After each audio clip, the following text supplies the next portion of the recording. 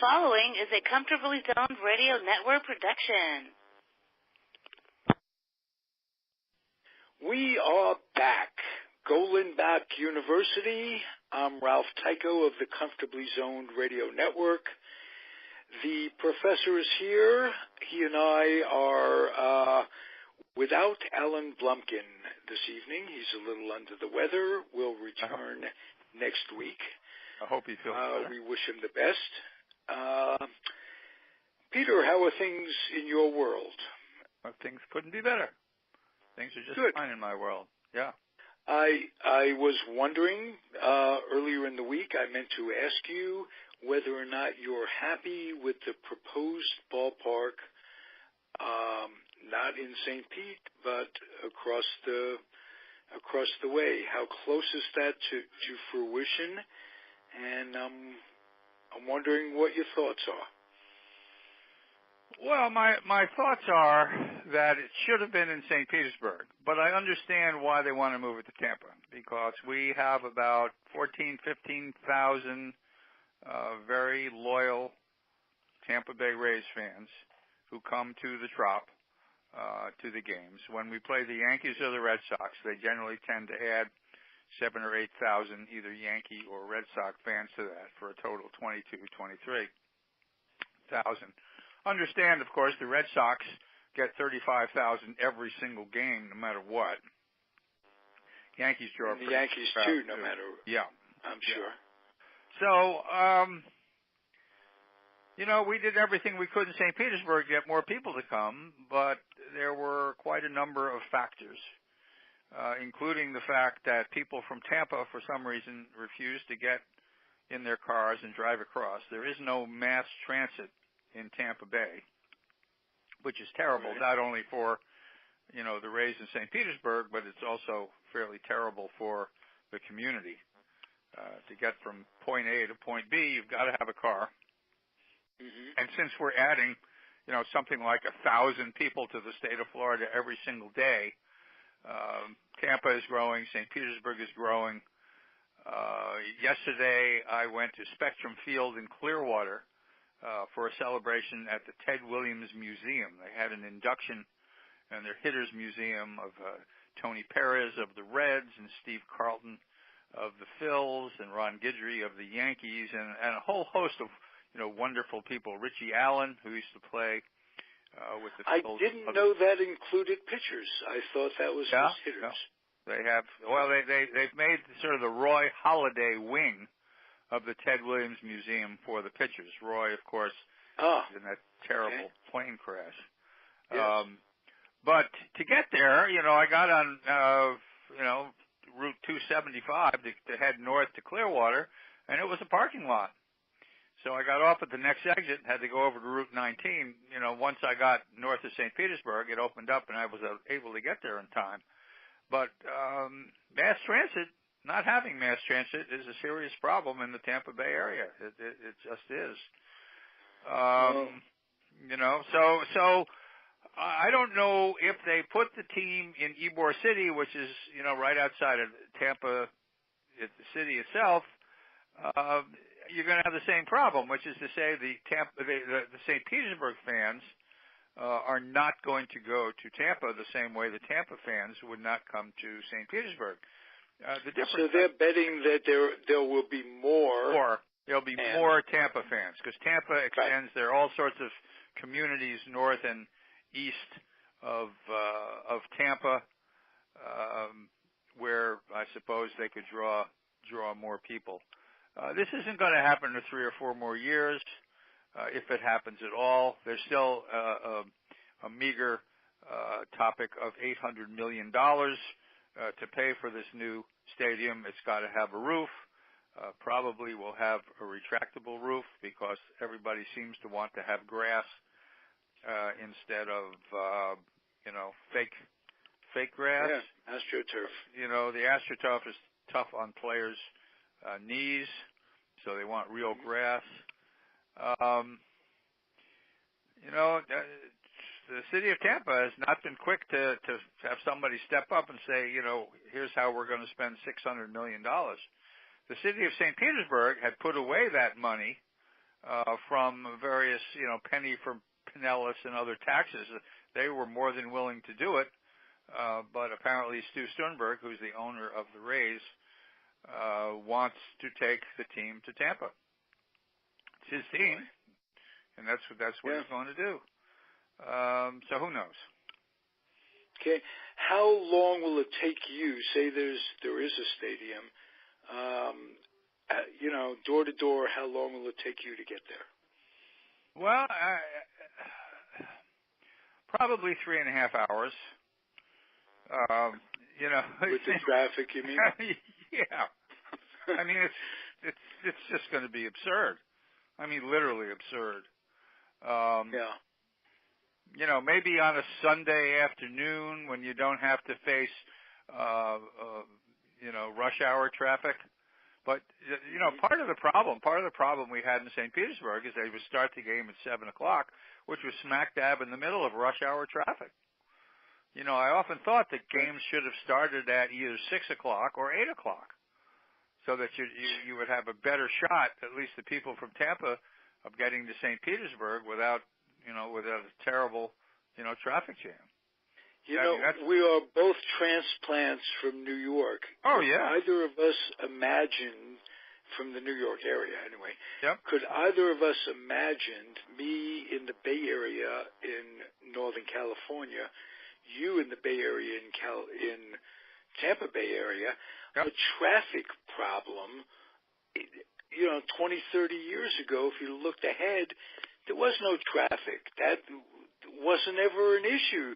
That's part of the beauty of not being in a metropolitan area where there is traffic, and both areas are... Well, I mean, I've been to San Francisco, and you've got a wonderful trolley system.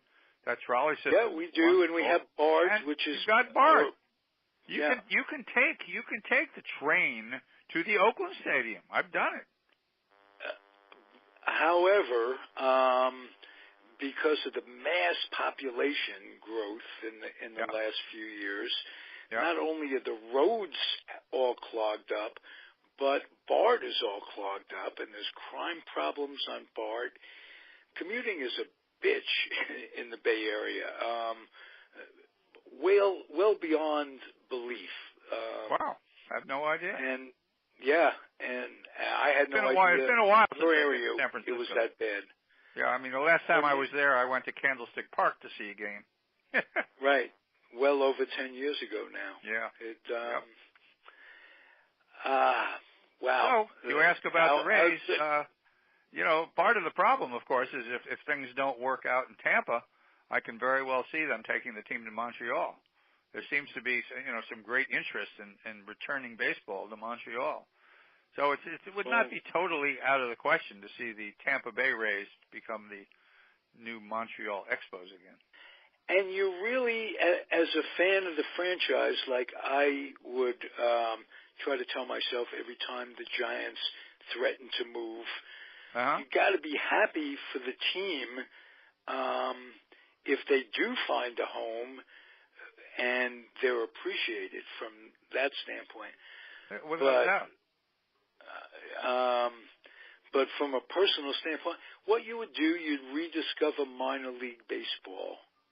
Well, see, part of the problem here is that minor league baseball used to be in St. Petersburg. We had St. Petersburg Cardinals. We had, wonderful Al Lang Stadium where we went to see minor league ball. And the Yankees and Cardinals shared that. We can still go to the Yankees in Tampa. That's true. Go see the Tampa Yankees. Yes. But because the Rays are in St. Petersburg, they decreed that the St. Petersburg minor league team had to be within, 100 miles out of the city. So they moved their minor league team down to Port Charlotte.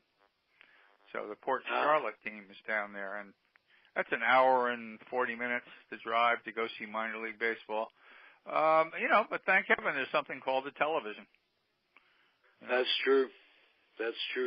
Television. Day and age we're in, you can.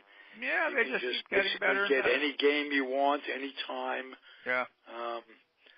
And even better than that, MLB has a thing where one can pick up radio broadcasts, both home and away, any game that's going on. Wow. And it's $20 a year. You're kidding. That's not nice. at all. Right through your computer, you pick it up. You can listen to the game on any number of ways on a device. I know you don't have. No, I don't have a device. A smartphone. No. But it might behoove you to look into one. They're so inexpensive at this point, and if for no other reason, to have it like a transistor radio. You can do your thing. You can walk around. You can just have it with you. The game comes on.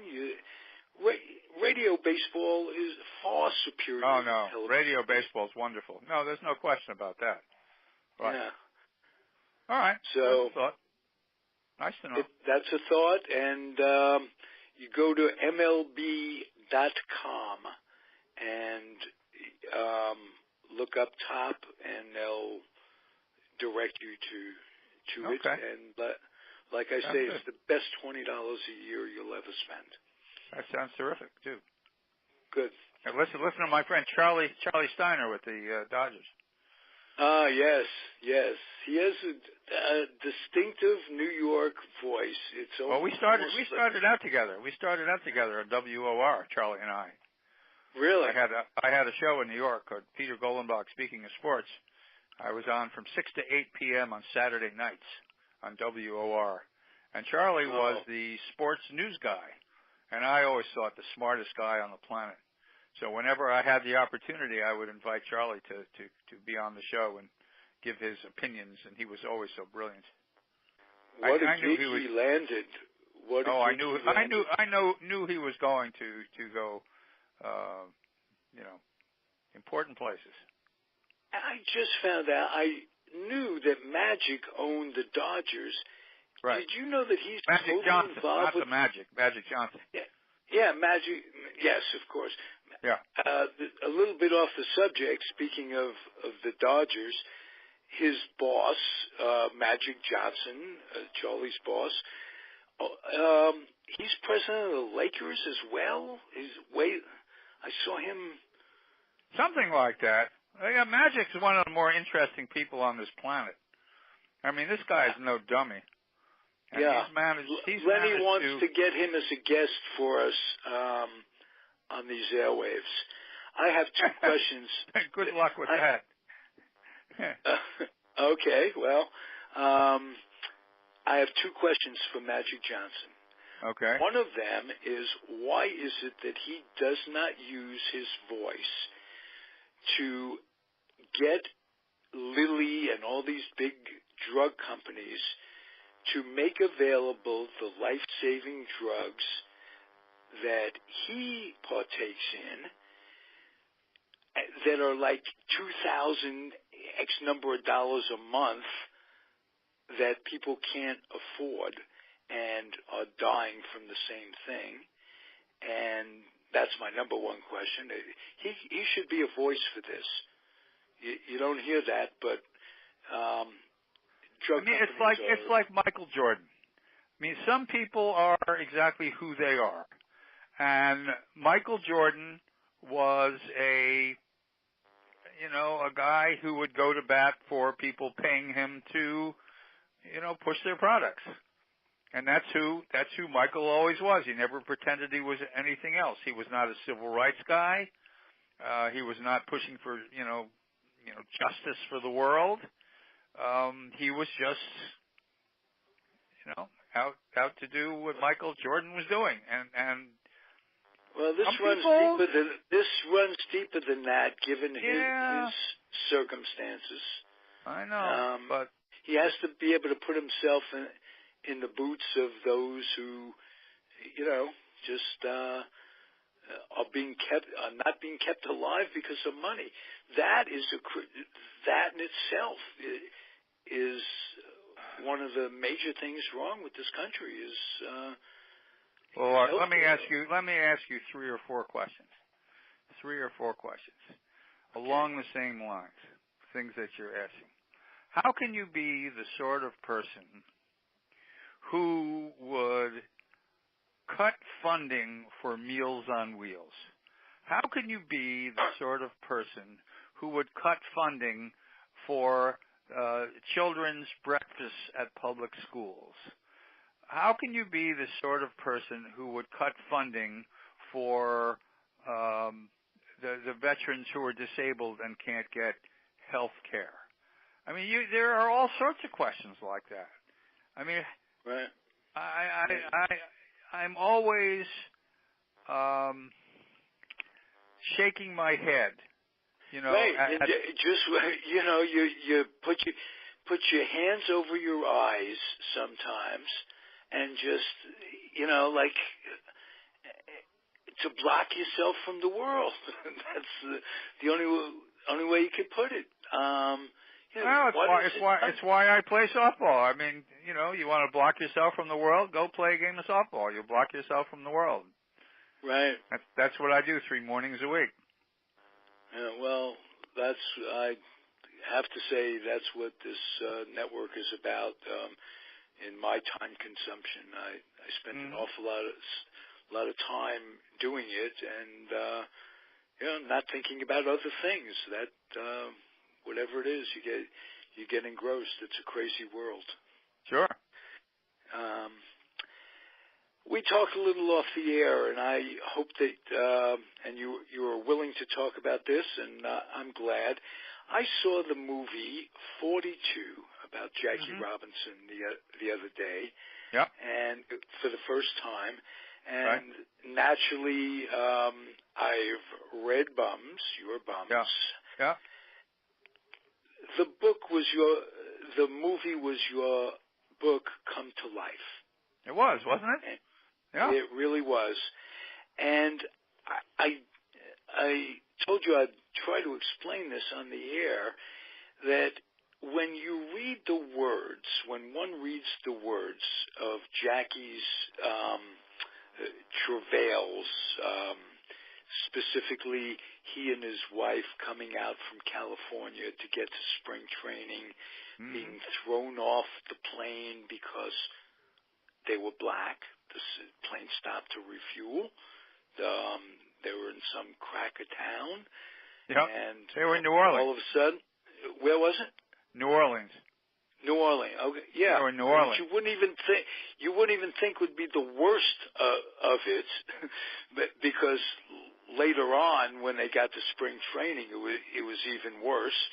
Yeah. But they made some excuse up that they gave their seats up to white folks, basically. Well, they didn't give them up. They were forced to give them up. No. Yes, the company gave their seats to white. They flew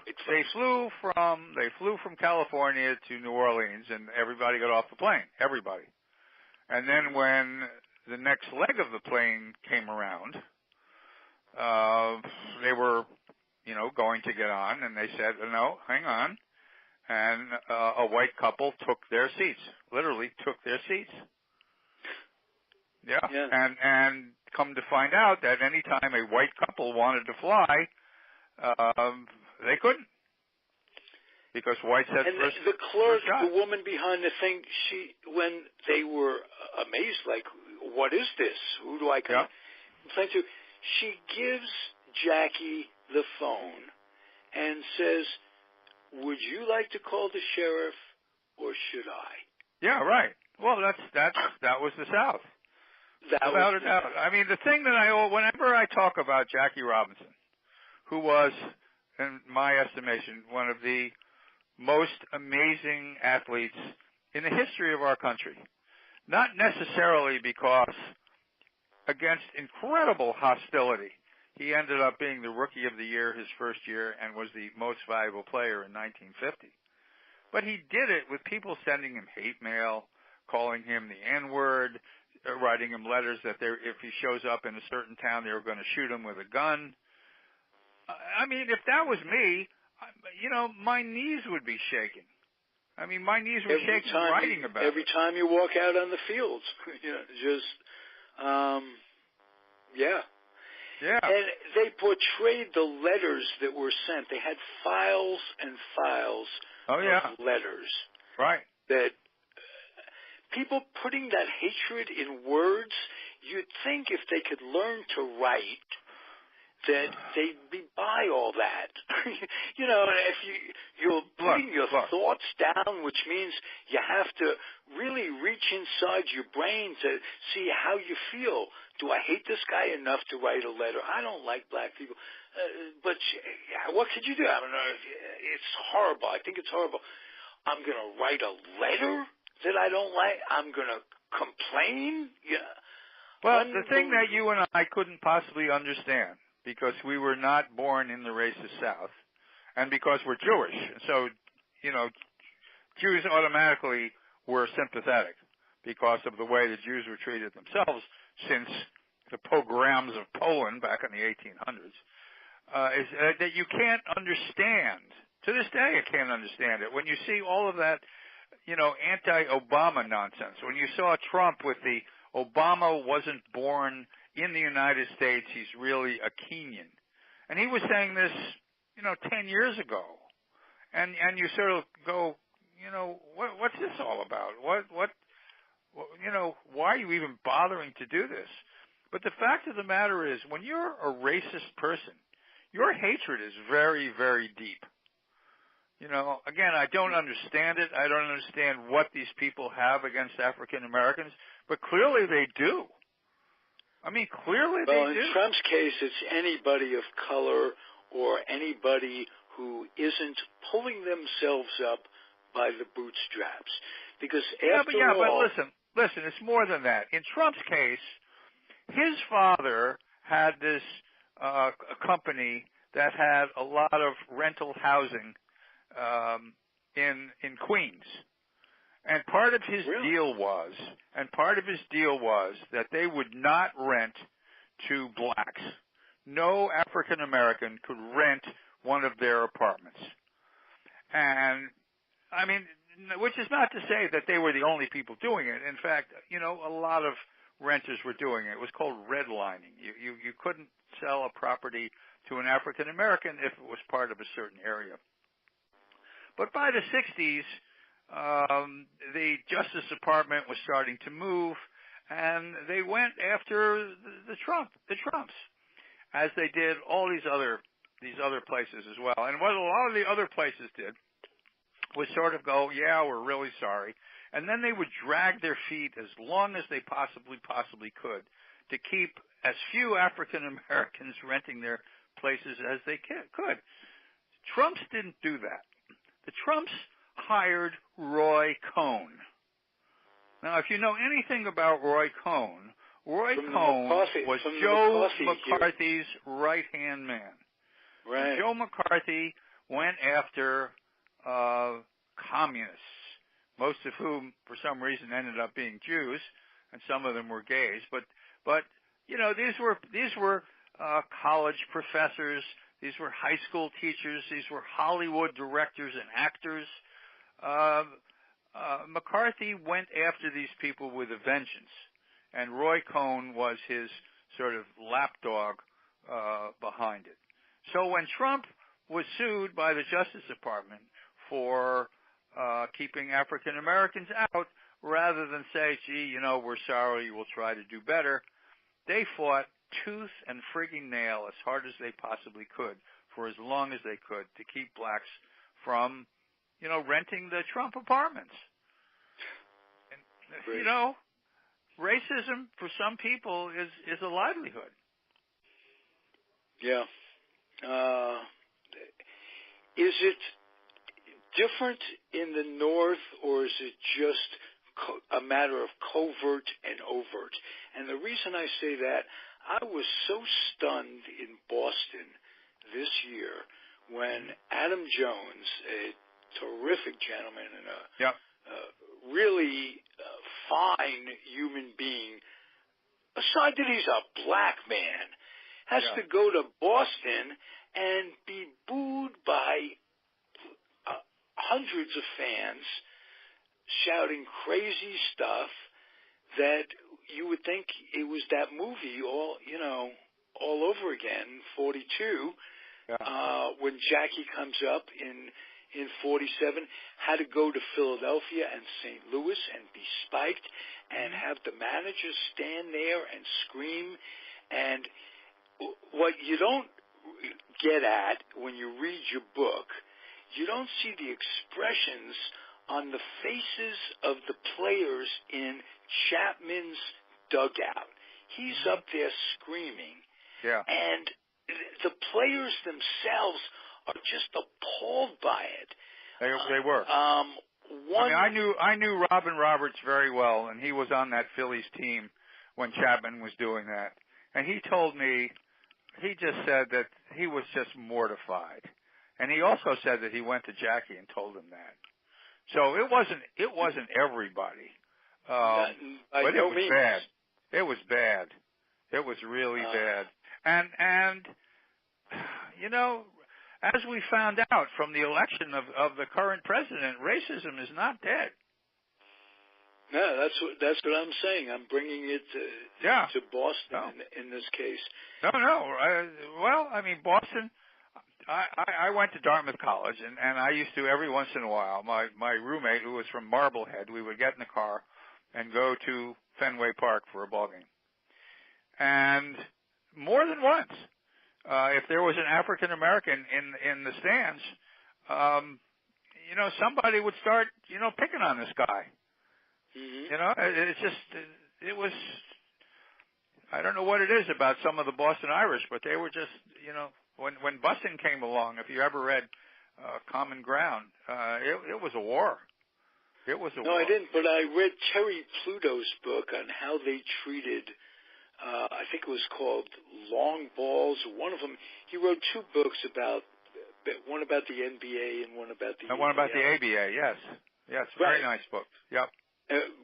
Great books, but the way they treated Bill Russell, who was bringing that team championships and without a doubt. Year. Oh yeah. No, it is. They broke in. They defecated in his bed. It is shameful what those people did. Absolutely shameful. And Russell, you know, who was just the classiest guy, quite frankly, I don't think has ever forgiven them. Ever. I think he went back to hang something in the rafters or whatever. Yeah, I know. Right. It's like Johnny Roseborough was said to have forgiven Juan Marichal. Yeah, I know. He probably hitting him on the head. Yeah, well, you can do that. I mean, you can do that, but deep down, in the back of your mind, what are you thinking?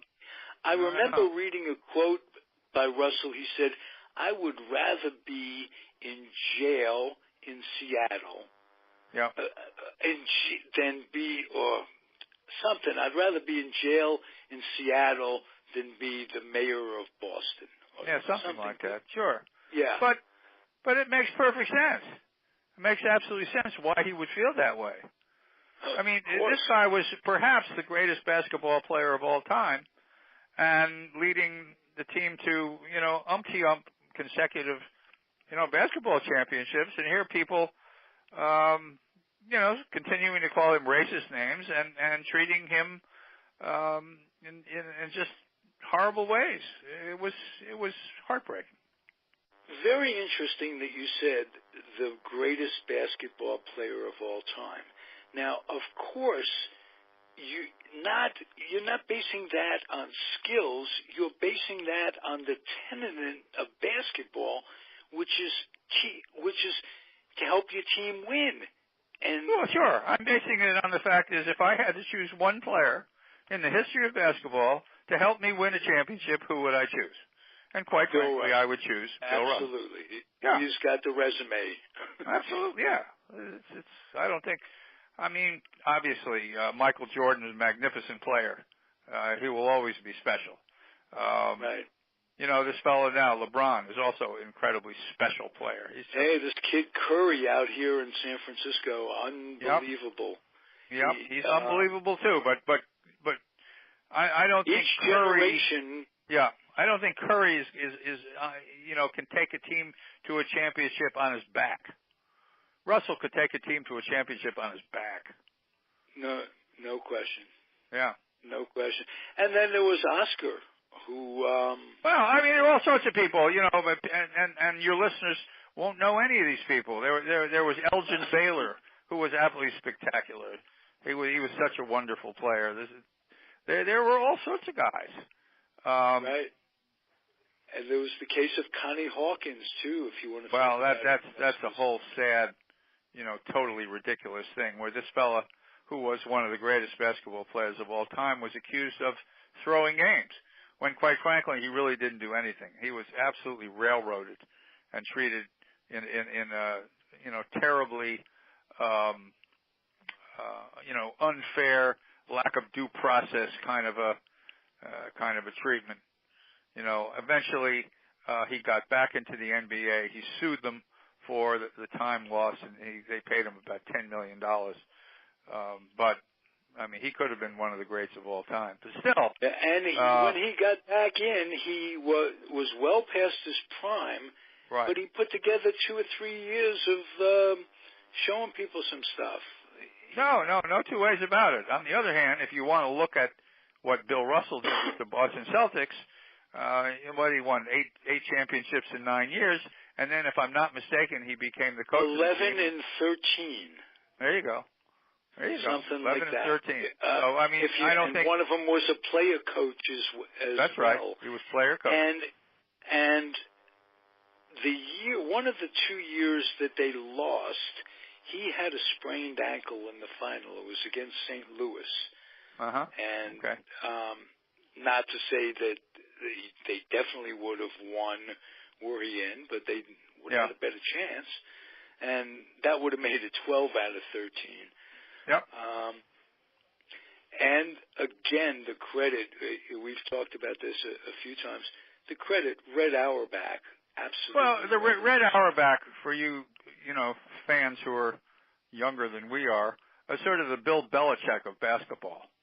Red Auerbach was a basketball genius. He really knew how to put winning teams together, and was incredibly successful. Yeah. I meant to ask you, did you play a formal part in the movie 42? No, I didn't play any part at all. No, they just took my book and stole everything in it. Oh. Because what they said was, because I was in Cooperstown a couple of years ago. I had done a book with Doug Harvey, and Doug had invited me to Cooperstown, and so I went. And it turned out, of course, Doug wasn't feeling well, so he didn't end up going. But I was there during the time that they were celebrating the person who wrote 42. Rachel Robinson was there, and they made a big deal out of it. I never opened my mouth. But in fact, the movie seemed to be copied, sort of chapter by chapter from my book. Yes, absolutely. Even you noted the players that were on his side. In your book, you mentioned Ralph Branca, and he was portrayed, which, they had plenty of players to choose from. So there's no coincidence that that they picked him based on just reading your book. Like I said, the dialogue runs right along the lines of the book. But when you see the expressions on Jackie's face and Rachel's face while they're taking all this, right. Tears came to my eyes. I mean, as they should have. As they should have. It's a marvelous, marvelous movie. Yeah. They did the tremendous, and this guy, Chadwick Boseman, by the way, is one of the 2 or 3 best actors in the movies today. I mean, he is just absolutely sensational. The other day I saw a movie, The Express, which was about Ernie Davis. And it was interesting. I'm watching this movie, and at the end, of course, Ernie develops leukemia. And is dying. But before he dies, he recruits Floyd Little to Syracuse University, even though Ben Schwartzwalter, who was his coach, was an incredible, horrible racist. Schwartzwalter was an awful racist. Didn't he have Jimmy Brown as well? Yeah, yes he did, and treated Brown terribly, absolutely terribly. But according to the movie, at any rate, he became less racist as Ernie Davis showed his character. I mean, Ernie Davis, there were moments when they were playing Texas in the South, and so they couldn't stay in the hotel. And the white players said, you better find some place for our three black players, and they put them in some, closet in the hotel. They had terrible accommodations. And while they were playing Texas, the Texas players were calling them the N-word and were trying to hurt them. They would fall down after a play, and a guy would leap right on him and try to break his leg, that kind of thing. Mm-hmm. And I'm sure Walter must have seen that with Jim Brown as well. But as we're getting, farther into the 60s, as the civil rights movement is gaining a little speed, he's being shown a thing or two by Ernie Davis, who was just a tremendous competitor and a wonderful person. And, in the end, Schwartzwalter grudgingly had to admit what a fine person and player that Ernie Davis was. Speaking of making a transformation in life, mm-hmm. a fellow that you portray in Bums, Bobby Bragan, originally went to management, Leo DeRocher and Brad Rickey, says, I don't want to play here. I don't want to play with this guy. And they said, fine, you don't want to play here? We will accommodate you in that.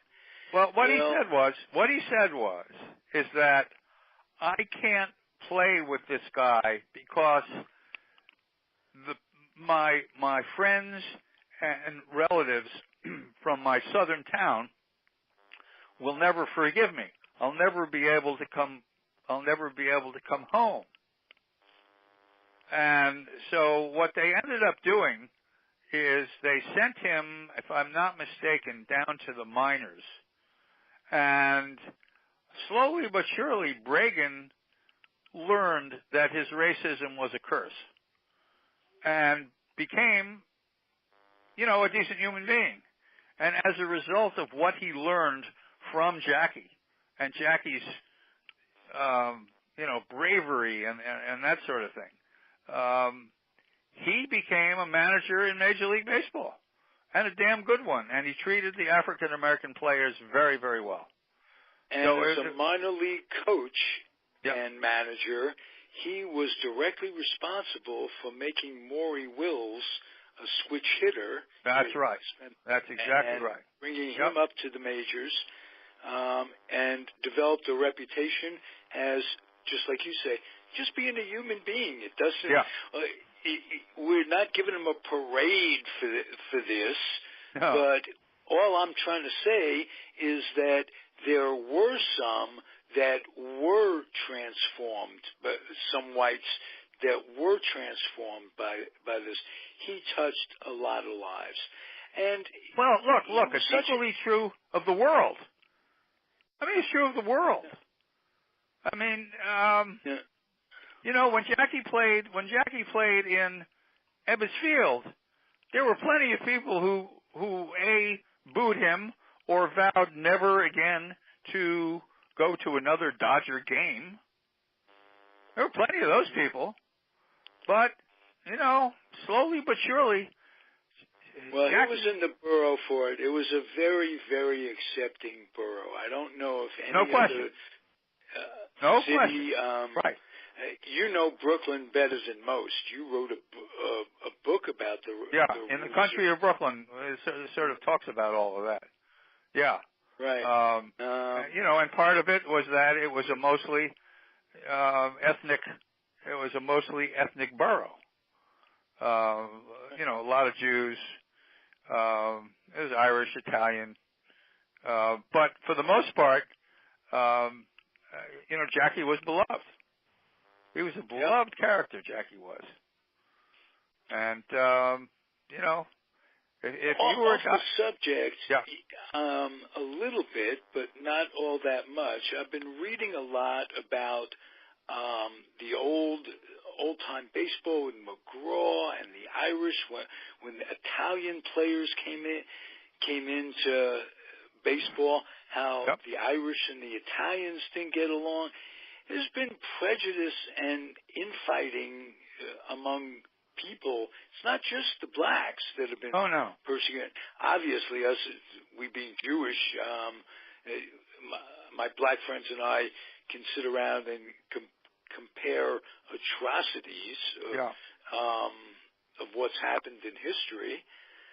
But when I was researching my book on the Boston Red Sox, it turned out that while Babe Ruth was there were two factions on that Red Sox team. One faction was Catholic, of which Ruth and two or three of the other players were the Catholic faction. And then there was the tryst speaker, Joe Wood, and about 6 other guys who were Protestants. And there was real religious animus among those players of those two groups, which is something you wouldn't ordinarily think about. But in the 19-teens, this was not a country where people were inclusive. Right. And well, so I'll tell you something. In the 1970s, the Giants out here had what they called the God Squad. And that was a bunch of fellows, I think Gary Lavelle was one, that had discovered their God, and they were kind of holier than thou. And speaking to John DeQuisto once, who's a Catholic, that didn't go over very well. There was, and this is back in the 70s, not back in the teens. So there's always been this divide. But what most Jews can't understand is that Catholics and Protestants fighting amongst each other, that, like in Ireland all those years, turns out it's not so much a religious war, it's an economic war they have going. And it wouldn't surprise me if money were at the root of the tryst speaker Joe Wood versus the Catholic thing, and if you trace it back to that. But it's craziness. It's all absolute craziness.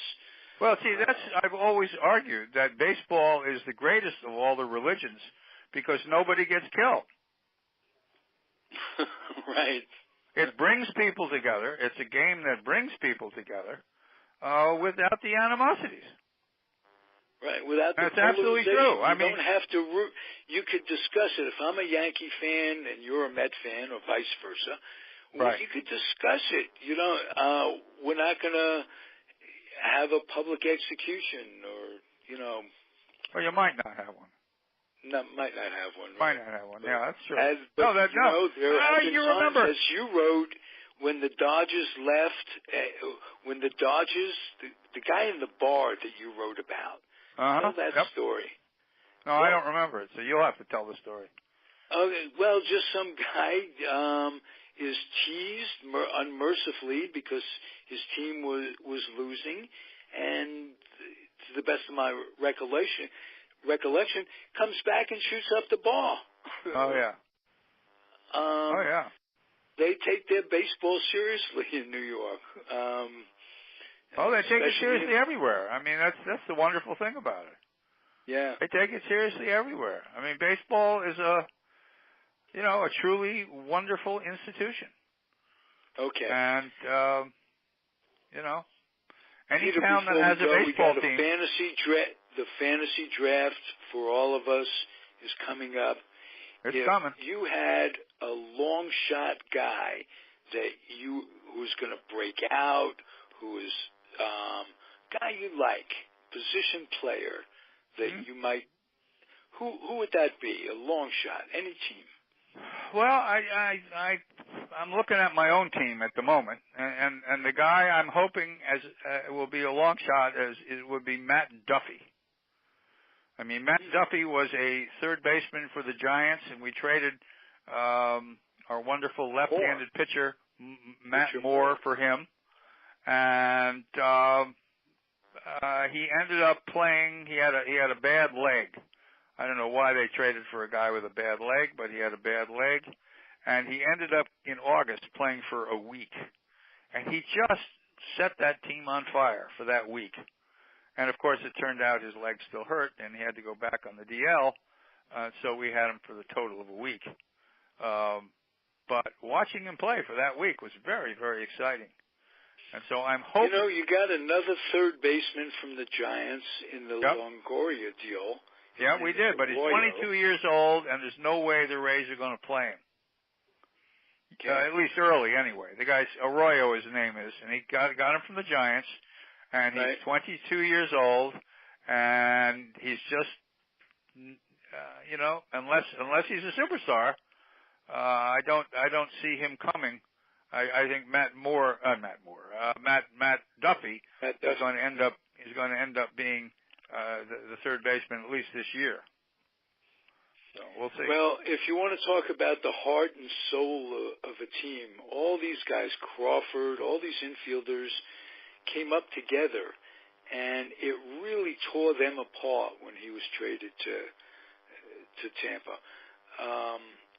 Tampa Bay. What are you talking about, Duffy now? Yeah, Duffy. Talking about Duffy? He's a character guy. Oh, I know. I don't know why they let him go. They needed pitching, I gather.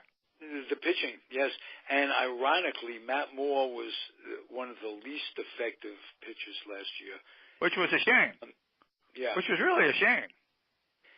I mean, the guy was a marvelous pitcher. It takes a little longer with left-handers. So. Yeah. No. True. And the Giants did something also that they fired didn't fire him, but they reassigned him in the organization. Dave Righetti? Dave Righetti. Why? For the life of me, could not understand that. Well, I mean, there's things you don't understand. I told you I went to this gathering at Spectrum Field in Clearwater for all these, these former Major League ball players, and I ran into Rick Vaughn, who was the Tampa Bay Rays PR guy for 20 years. And one day it was announced that he was fired. So I finally ran into him yesterday, and I said, Rick, come on the QT, what the heck happened? Did you do something wrong? He goes, no. He said, they said I was too old. Oh, wow. Whoa. So. Oh, wow, indeed. That's got to be. Well, they probably didn't come right out and write him a letter. We're letting you go because you're too old. He probably got that under, that impression, or it'd be a hard one not to sue. You just. Well, you sue in baseball, you never get another job. It's I don't know. Right. It's he's now working for Joe Madden's charity. Madden's got this wonderful charity where he raises money during Christmas. Madden's a wonderful, wonderful person. So he's got another job, but it's just not in baseball. Yeah, and just to know that, and to know that they're going to judge us on our age. Yeah, I know. Wow. Wow is right. Because I'm sure they'll never age enough to be effective. Whoever's judging them will never get to the point, because that doesn't happen. Right. It only happens to other people. That's true. Yeah, no, that's exactly right. Yeah. Yep. Well, we couldn't end on a positive note, but we can end. Yes, you can. Yes, we can. And here's a positive note. pitches and catches report next week. How about that? They are. Yeah. Yeah. No, So, I was fortunate last night to spend the evening with Rick Reichart, who's become a very good friend of mine. Used to be the star center fielder. He was with the Angels, and he was with the Chicago White Sox, and he was with another team as well, the Cubs. He came very close. Would you ask him if he remembers if he didn't come very close to being traded for Mickey Mantle? Is that right? Oh. That is right. That was a heavy fabulous. duty. It was a George Weiss thing, maybe to get Mantle. I'm not. See, Mickey left in 1968, and I think Rick. Well, Reichart was a rookie in the early '60s. You know where he was? He was in Washington. Yeah, he ended up in Washington. He went from the Angels to Washington Senators. He was there in 70 with Ted Williams. Lost a kidney, if I'm not mistaken. That's exactly right, and that's what cost him his career. It cost him his career. But the other fellow I was able to catch up with yesterday was Ronnie Guidry. I hadn't seen him in a while, and guy looks great. Louisiana Lightning. Yeah, another really fine human being. And when I did my book with Ronnie, his daughter was 6 years old. His daughter is now 41. Oh, wow. Whoa. Oh. Yep. Thank God we're alive to see it, but it's going too fast. You know? Yep. And mortality never loses in the end. It'll put you off for a little bit, but even if it takes extra innings, it'll get you. So that's for sure. With that note, stay healthy for another week at least, Peter. Come back next week. Thanks. Thanks That's very all much. we can ask. Yep. All right. Love you, my friend. Be well. I love you too. Take care. Say hi to your sister for me, who's I shall. one of my favorite Facebook friends. Without Wendy. a doubt. Will do. All right. Thank you. Adios. Good night, everybody.